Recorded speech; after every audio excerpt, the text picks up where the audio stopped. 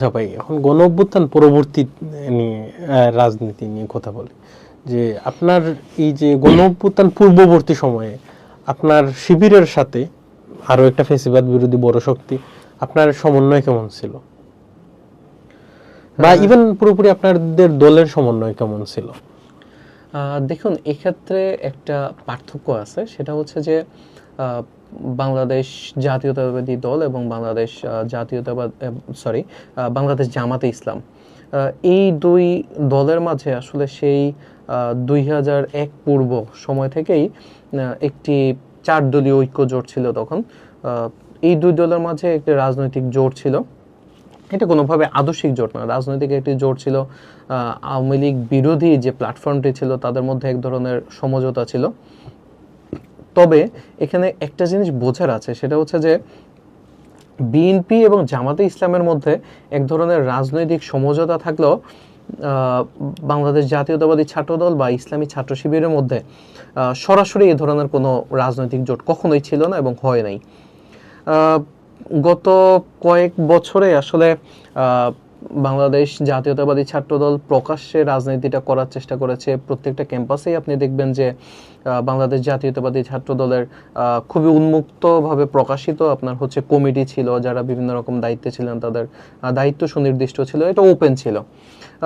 কিন্তু শিবিরের ত্যাগকে আমরা একেবারে অস্বীকার করছি না, তারাও একটি নির্যাতিত সংগঠন ছিল। কিন্তু তারপরে আসলে তাদের কর্মকাণ্ডগুলো যেহেতু আসলে খুব ওপেন ছিল না, যখন আমি হচ্ছে জাহাঙ্গীরনগর বিশ্ববিদ্যালয়ের ছাত্র ছিলাম, বাংলাদেশ ওখানে ছাত্রদল কারা করে, ছাত্রদলের নেতাকর্মী কারা, এটা কিন্তু খুব প্রকাশ্য ছিল, সবাই জানতো। ছাত্রদলের সবাইকে চিনতাম, ছাত্রলীগ ছাত্রদলের সবাইকে চিনতো, আপনার হচ্ছে হয়তো শিবির যারা ছিল তারাও চিনতো, কিন্তু শিবির কারা করে এটা তো আমরা চিনতাম না আসলে। ও তাদের কোনো প্রকাশ্য কমিটি ছিল না, আপনার হচ্ছে প্রকাশ্য কোনো কার্যক্রম ছিল না।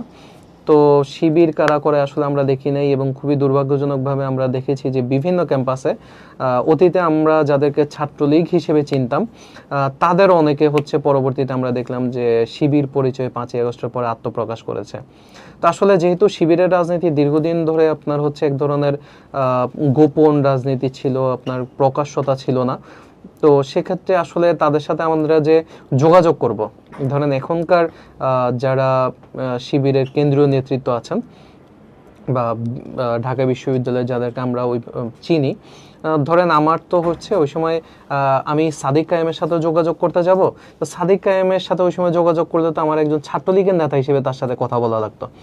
ফরহাদের সাথে, আমি এটা ব্যক্তিগত আক্রমণ করতে চাই না, আমি বাস্তবতার কথা বলছি, ফরহাদের সাথে আমি যোগাযোগ করতে যাব, ও তো একটা ইনস্টিটিউটের ছাত্রলীগের পদধারী নেতা ছিল, তার সাথে তো আমি তখন যোগাযোগ করলে ছাত্রলীগ হিসেবে করা লাগতো। সুতরাং শিবিরের রাজনীতি যেহেতু দীর্ঘদিন পর্যন্ত গোপনীয়তার আচ্ছাদিত ছিল, সুতরাং আসলে তাদের সাথে খুব বেশি যোগাযোগেরও তো আমাদের সুযোগ ছিল না। এটা হচ্ছে আমাদের জন্য রাজনৈতিক বাস্তবতা।